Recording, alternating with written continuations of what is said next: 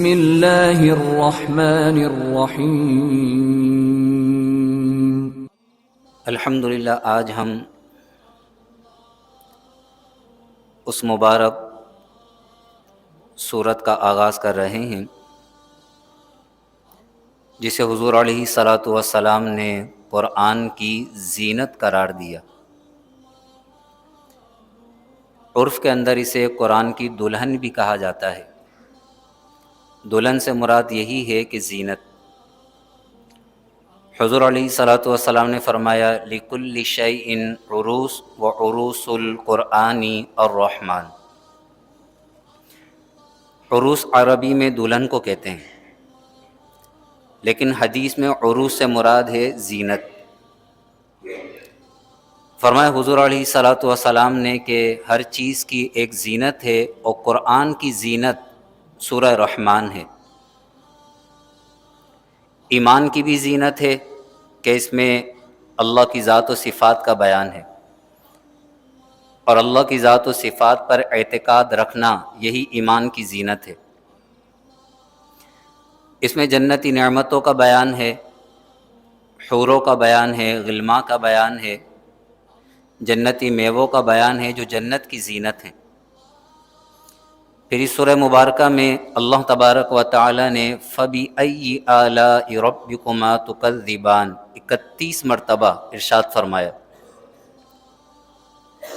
سورہ رحمان کی یہ بھی زینت ہے، یعنی کئی اعتبار سے سورہ رحمان قرآن کی زینت ہے، جنتی نعمتوں کا بیان ہے، وہ جنتی نعمتیں جنت کی زینت ہیں، ایمان کی زینت ہے۔ اور سب سے بڑھ کر یہ ہے کہ حضور علیہ الصلاۃ والسلام کا یہ فرمان عالی شان ہے کہ جو شخص، بہت پیاری حدیث ہے، سورہ رحمان، سورہ واقعہ اور سورہ حدید کی تلاوت کرتا ہے۔ یہ تینوں صورتیں ترتیب وار ہیں، سورہ رحمان، سورہ واقعہ، سورہ حدید، تینوں صورتیں۔ فرمایا حضور علیہ الصلاۃ والسلام نے جو شخص ان تینوں صورتوں کی تلاوت کرتا ہے تو زمینوں اور آسمانوں کی سلطنت میں اسے جنت الفردوس کا مکین کہہ کر پکارا جاتا ہے۔ اے جنت الفردوس کے مکین، یعنی اشارہ اس طرف ہے کہ ان تینوں صورتوں کی تلاوت کرنے والے کو اللہ تبارک و تعالی جنت الفردوس میں ٹھکانہ عطا فرمائے گا۔ خود حضور علیہ الصلاۃ والسلام بھی وہاں تشریف فرما ہوں گے۔ اس سورہ رحمان کے اندر ایک الگ ہی جاذبیت ہے، اور جو سورہ رحمان سے پیار کرے، اس کی تلاوت کرے، اسے یہ نعمت بھی حاصل ہوگی کہ جنت میں خود اللہ تبارک و تعالی سورہ رحمان کی تلاوت فرمائے گا، اور جنتی سنیں گے۔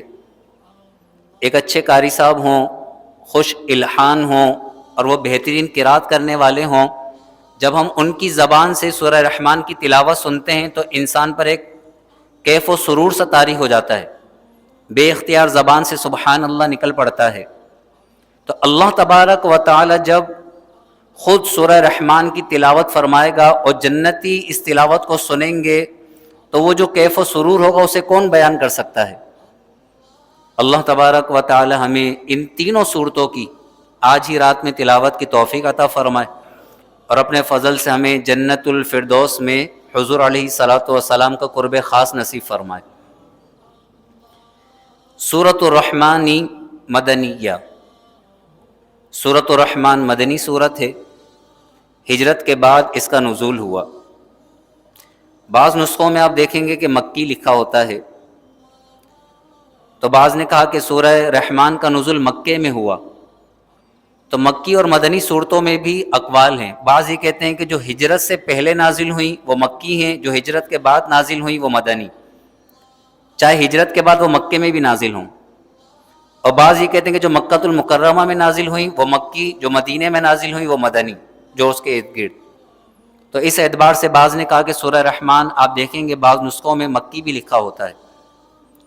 سورۃ الرحمن مدنیہ۔ سورۃ الرحمن مدنی صورت ہے، ہجرت کے بعد اس کا نزول ہوا۔ تو بعض نے چونکہ یہ لکھا تفاسیر میں کہ مکۃ المکرمہ میں اس کا نزول ہوا، اور اس کے نزول کی وجہ کیا تھی کہ سورۃ الفرقان میں جب اللہ تبارک و تعالیٰ کی طرف سے کافروں کو حکم دیا گیا کہ رحمان کو سجدہ کرو، آیت ہے رحمان کو سجدہ کرو، قولو کافر کہنے لگے ومر رحمان، رحمان کیا ہے؟ یعنی انہوں نے رحمان کو پہچاننے سے انکار کر دیا بتوں کی وجہ سے۔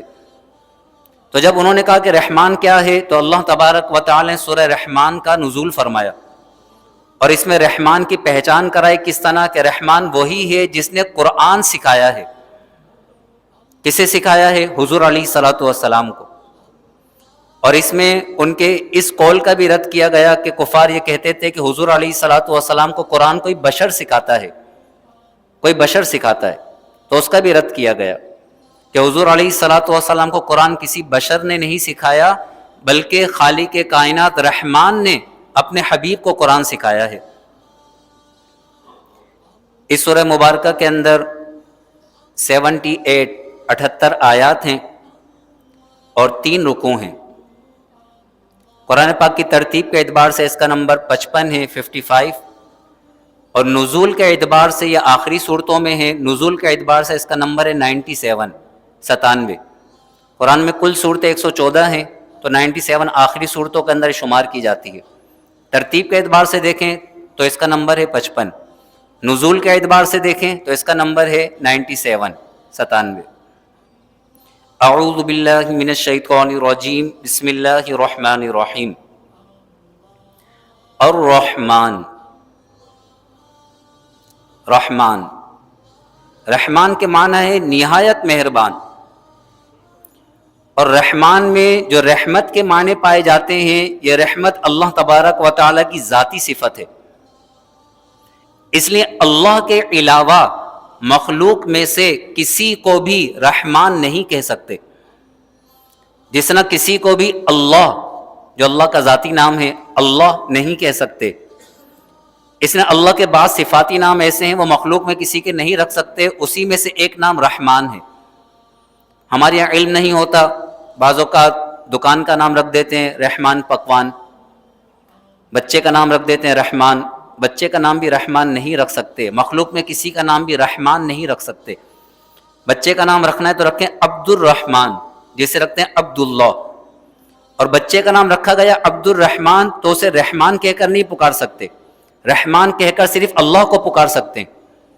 رحمان، اس میں ذاتی صفت پائی جاتی ہے اللہ کی رحمت والی، یہ اللہ تبارک و تعالیٰ کے ساتھ خاص ہے۔ جیسے لفظ اللہ یہ ذات باری تعالیٰ کے لیے خاص ہے، اسی طرح لفظ رحمان یہ ذات باری تعالیٰ کے لیے خاص ہے۔ رحمان، الرحمن، رحمان معنی کیا ہے؟ نہایت مہربان۔ کافروں نے کہا ومر رحمان، رحمان کیا ہے جسے سجدہ کرنے کا حکم دیا جا رہا ہے؟ اس طرح کافروں نے کہا کہ حضور علیہ الصلوۃ والسلام کو کوئی بشر قرآن سکھاتا ہے، اور یہ بشر سے سیکھ کر آتے ہیں، ہمیں سکھا دیتے ہیں، ہمارے سامنے پڑھتے ہیں۔ تو دونوں باتوں کا جواب دیا گیا۔ اللہ نے اپنی پہچان بھی کرائی کہ رحمان کون ہے، اور کافروں کی اس بات کا جواب بھی دیا کہ ہمارے حبیب کو کوئی بشر نہیں سکھاتا۔ الرحمن علم القرآن، رحمان نے قرآن سکھایا۔ دونوں باتوں کا جواب ہو گیا۔ یہ 2 آیتیں ہو گئیں، ان 2 آیتوں میں یہ بیان نہیں کیا گیا کہ کس کو سکھایا، یہ محذوف رکھا گیا۔ محذوف اس لیے رکھا گیا کہ رحمان نے اپنے حبیب کو قرآن سکھایا ہے، یہ بات ہر ایک جانتا ہے۔ اللہ نے اپنے حبیب کو قرآن سکھایا، پھر حبیب خدا نے مخلوق کو یہ قرآن کی تعلیم فرمائی۔ حضور علیہ الصلوۃ والسلام ڈائریکٹ اللہ سے سیکھنے والے ہیں۔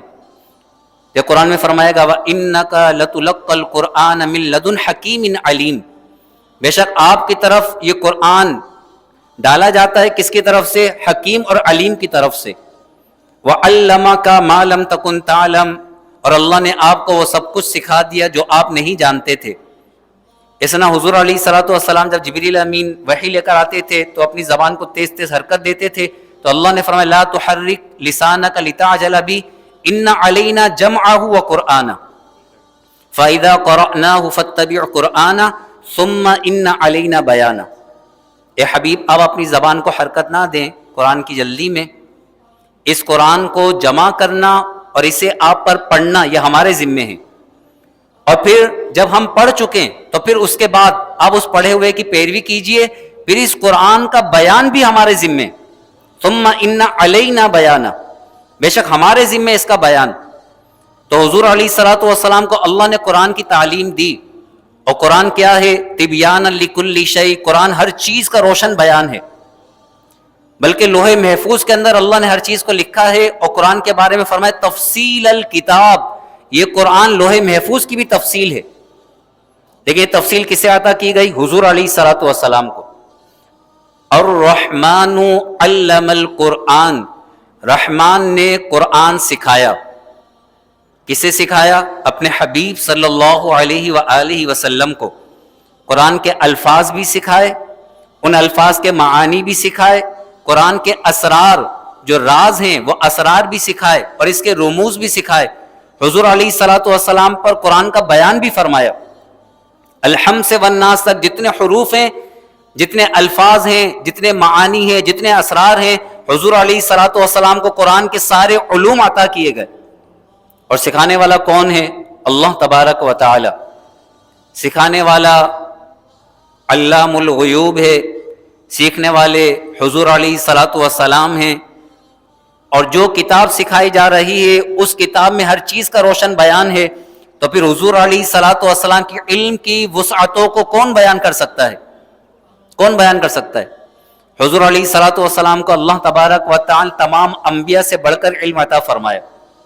آدم علیہ السلام کی باری آئی، اللہ نے فرمایا وَعَلَّمَ آدَمَ الْأَسْمَاءَ كُلَّهَا، آدم کو اللہ نے تمام چیزوں کے نام سکھائے، تمام چیزوں کے نام، تمام بولیاں سکھائیں۔ آدم علیہ السلام کے علم کی باری آئی تو تمام چیزوں کے نام کے ساتھ خاص کر دیا گیا، الاسماء کلھا، تمام چیزوں کے نام سکھائے ہر زبان میں۔ آدم علیہ السلام کو تمام زبانوں میں تمام چیزوں کے نام سکھائے گئے۔ حضرت سلیمان علیہ السلام کی باری آئی تو آپ نے فرمایا یا ایھا الناس علمنا منطق الطیر، اے لوگوں ہمیں پرندوں کی بولی سکھائی گئی ہے، اللہ نے آپ کو پرندوں کی بولیاں سکھائی۔ یعنی ہر نبی نے جب خطاب کیا اور ان کے علم کی باری آئی تو ہر نبی کا کوئی نہ کوئی خاصہ تھا، کسی کو پرندوں کی بولی سکھائی گئی، کسی کو لباس بنانا سکھایا گیا، کسی کو کشتی بنانا سکھائی گئی، کسی کو انجیل کا علم دیا گیا، کسی کو توریت کا علم دیا گیا، مختلف علوم کے ساتھ خاص کیا گیا۔ لیکن جب حضور علیہ الصلوۃ والسلام کے علوم کی باری آئی تو اللہ نے نہیں فرمایا کہ اے حبیب ہم نے آپ کو اس چیز کا علم دیا ہے یا اس چیز کا علم دیا ہے، بلکہ فرمایا الرحمن علم القرآن، رحمان نے اپنے حبیب کو قرآن سکھا دیا، اور قرآن میں ہر چیز کا بیان ہے، ہر چیز کا بیان ہے۔ الرحمن علم القرآن، رحمان نے قرآن سکھایا۔ اللہ تبارک و تعالی ان دو آیتوں کا نور ہم سب کو نصیب فرمائے۔ حضور علیہ الصلوۃ والسلام نے پھر جس قدر چاہا، جس کو چاہا قرآن کا علم عطا فرمایا۔ حضرت عبداللہ ابن عباس رضی اللہ تعالی عنہما، آپ مفسر قرآن ہیں، آپ کی تفسیر ابن عباس رضی اللہ تعالی عنہما، حضور علیہ السلام ایک موقع پر ان سے خوش ہو گئے اور اپنا دست مبارک ان کے سینے پہ مارا اور اللہ کی بارگاہ میں دعا کی کہ اے اللہ اسے قرآن کا فہم عطا فرما، قرآن کا علم عطا فرما۔ تو آپ کو قرآن سے اس قدر علم ملا کہ آپ فرماتے ہیں لو ضاع لی عقال بعیر لوجدته فی کتاب اللہ، اگر میرے اونٹ کی رسی گم ہو جائے تو میں اللہ کی کتاب دیکھ کر بتا سکتا ہوں کہ میرے اونٹ کی رسی کہاں پڑی ہوئی ہے۔ حضور نے علم عطا فرمایا۔ تو حضور علیہ السلام جن کے لیے دعا فرمایا ان کے علم کا یہ عالم کہ قرآن سے وہ بتا سکتے ہیں میرے اونٹ کی رسی کہاں پڑی ہوئی ہے، تو حضور علیہ السلام کے علم کا کیا مقام و مرتبہ ہوگا، اسے اگلی آیت میں بیان کیا گیا۔ اللہ تبارک و تعالی سورہ رحمان کی برکتیں ہم سب کو نصیب فرمائے۔ بڑی عظیم صورت ہے، بہت پیاری صورت ہے، عروس القرآن کہا گیا۔ سورہ رحمان کی تلاوت کی یہ بھی برکت ہے کہ جس کی شادی نہیں ہو رہی ہو وہ محبت، ذوق اور شوق سے روزانہ سورہ رحمان کی تلاوت کرے تو بہت جلد اسے یہ خوشخبری نصیب ہو جاتی ہے۔ پابندی سے سورہ رحمان کی روزانہ تلاوت کرے۔ جسے رشتے کی حاجت ہے، بچوں کی شادی نہیں ہو رہی، بچیوں کی نہیں ہو رہی، تو انہیں کہ سورہ رحمان کی تلاوت کرے، سورہ رحمان کی تلاوت کر کے پھر دعا مانگیں تو بہت جلد انشاءاللہ خوشخبری نصیب ہوتی ہے۔ اللہ تبارک و تعالی ہمیں اس کی ظاہری، باطنی، اس کے اسرار و رموز، اس کے علوم ہمارے سینوں میں داخل فرمائے۔ آمین وآخر دعوانا ان الحمد للہ رب العالمین۔ دیکھیں رجب المرجب شروع ہو چکا ہے۔ رجب المرجب یہ 4 حرمت والے مہینوں میں سے ایک حرمت والا مہینہ ہے، اس میں گناہوں سے بچنا انتہائی لازم ہے۔ دوسرے مہینوں میں انسان سے اگر گناہ ہو جائے تو اتنی پکڑ نہیں ہے، لیکن اگر رجب کے اندر، اس طرح ذی الحجہ کے اندر، ذی قعدہ کے اندر، محرم، یہ 4 مہینوں حرمت والے قرآن نے فرمایا، اربعۃ حرم، 4 مہینے، ان مہینوں کی اگر کوئی بے حرمتی کرے گا یا ان مہینوں کے اندر کوئی گناہ کرے گا تو اس کی سخت پکڑ ہے۔ اور جو ان مہینوں کا ادب کرتا ہے تو ان مہینوں کی ادب کی وجہ سے اللہ تبارک و تعالی قرب خاص عطا فرماتا ہے۔ جیسے ہی اس مہینے کا چاند نظر آتا تو حضور علیہ السلام یہ دعا مانگتے، اللہم بارک لنا فی رجب و شعبان وبلغنا رمضان، اے اللہ ہمارے لیے رجب میں، شعبان میں برکت عطا فرما اور ہمیں رمضان تک پہنچا، یعنی رمضان دیکھنا نصیب فرما۔ حضور کی دعا اللہ ہمارے حق میں بھی قبول فرمائے۔ تو رجب کی ساعتیں ہیں، ان ساعتوں کو آپ غنیمت جانیں، غنیمت بڑی تیزی سے گزر جائیں گی۔ رجب کی ساعتوں کے اندر ایک اپنا جدول بنانے، کم از کم روزانہ 1 پارے کی تلاوت کریں۔ ہمارے ہوتا ہے کہ رمضان آتا ہے تو پھر 1 پارے کی تلاوت شروع کرتے، نہیں، روزانہ 1 پارے کی تلاوت کریں، روزانہ مخصوص صورتوں کی تلاوت کریں۔ اس میں کوشش کریں سورہ رحمان، سورہ واقعہ، سورہ حدید، یہ تینوں صورتیں ایک ساتھ ہیں، ان تینوں صورتوں کی آج ہی تلاوت کر لیں۔ اللہ تبارک و تعالی مجھے بھی، آپ کو بھی اس ماہ مبارک، اس حرمت والے مہینے کی حرمت کا پاس رکھتے ہوئے گناہوں سے بچنے کی توفیق نصیب فرمائے۔ آمین وآخر دعوانا ان الحمد للہ رب العالمین وصلی اللہ تعالی علی خیر خلقہ ونور عرشہ سیدنا و مولانا محمد وعلی آلہ واصحابہ اجمعین، آمین برحمتک یا ارحم الراحمین۔